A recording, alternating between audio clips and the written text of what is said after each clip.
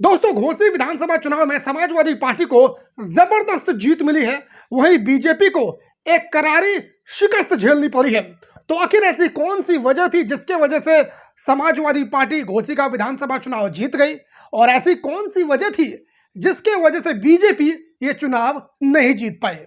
तो आज के इस वीडियो में हम उन 5 कारणों के बारे में बात करेंगे जिसके वजह से समाजवादी पार्टी को इतनी बड़ी जीत मिली है और बीजेपी को इतनी बड़ी हार मिली है।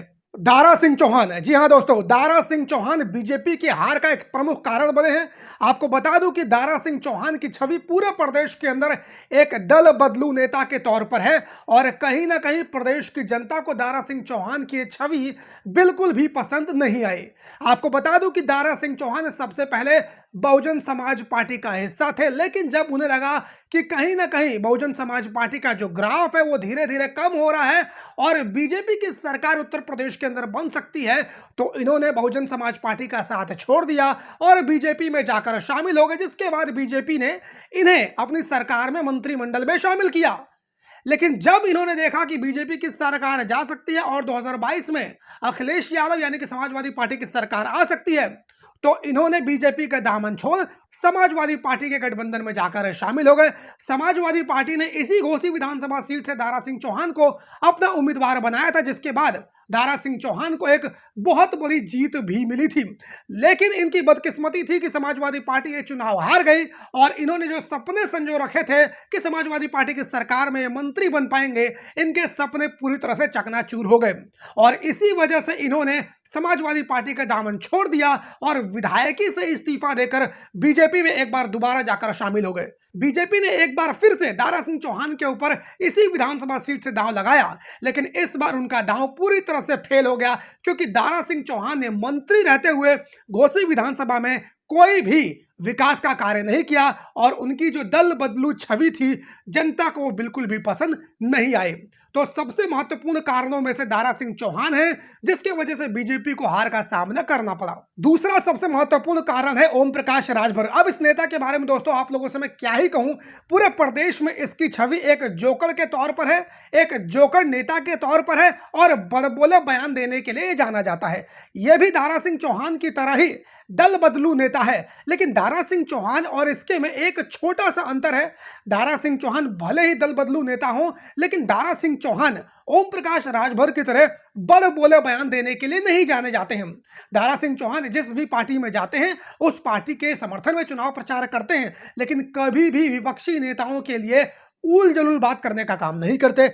लेकिन ओम प्रकाश राजभर जिस भी गठबंधन का हिस्सा होते हैं, विपक्षी गठबंधन के ऊपर तीखा प्रहार करते हैं और किसी भी हद तक जाकर गाली गलौज करने का काम करते हैं। आपको याद ही होगा कि जब ओम प्रकाश राजभर 2022 के विधानसभा चुनाव के दौरान वो समाजवादी पार्टी के गठबंधन का हिस्सा थे, तो उन्होंने योगी और मोदी को गाली देने का काम किया था, उनको बहुत ही ज्यादा बुरा भला कहा था। और अब जब इस उपचुनाव में ओम प्रकाश राजभर बीजेपी के साथ थे, तो अखिलेश यादव को उन्होंने बहुत ही ज्यादा गंदे शब्दों का इस्तेमाल किया था और उनके इसी बड़ बोले बयान के चलते पूरे प्रदेश के अंदर उनकी छवि एक जोकर नेता के तौर पर हो गई है।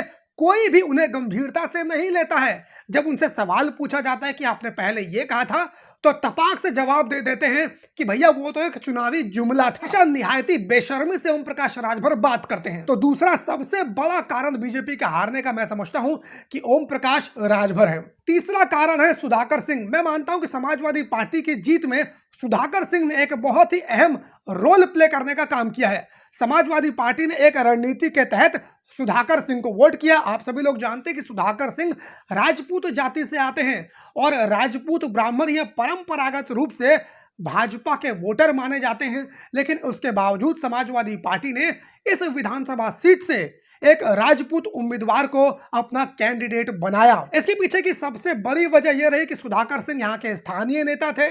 दूसरी सबसे बड़ी वजह यह रही कि वो राजपूत जाति से आते थे, जिसके चलते हुआ ये कि राजपूत जाति का वोट भी समाजवादी पार्टी को काफी हद तक मिला। अगर सुधाकर सिंह यहां से खड़े नहीं होते तो पूरा वोट बीजेपी में ट्रांसफर हो जाता। लेकिन सुधाकर सिंह की एक तो लोकल छवि, ऊपर से उनका राजपूत होना, यह बहुत ही महत्वपूर्ण भूमिका निभाई है समाजवादी पार्टी के जीतने में। चौथा कारण अखिलेश यादव, शिवपाल यादव, रामगोपाल यादव की सक्रियता। जी हां दोस्तों, इस पूरे घोसी विधानसभा चुनाव प्रचार के दौरान अखिलेश यादव, शिवपाल यादव, रामगोपाल यादव पूरे चुनाव प्रचार के दौरान गली गली नुक्कड़ जाकर वोट मांगते हुए नजर आए। अमूमन अखिलेश यादव को देखा नहीं जाता है कि वो उपचुनाव के अंदर चुनाव प्रचार करते हुए नजर आए। आप सभी लोगों को याद होगा कि आजमगढ़ के लोकसभा के उपचुनाव में अखिलेश यादव चुनाव प्रचार करने नहीं गए थे, जिसका नतीजा ये हुआ था कि उनके चचेरे भाई धर्मेंद्र सिंह यादव वो चुनाव दिनेश लाल यादव निरहुआ से हार गए थे।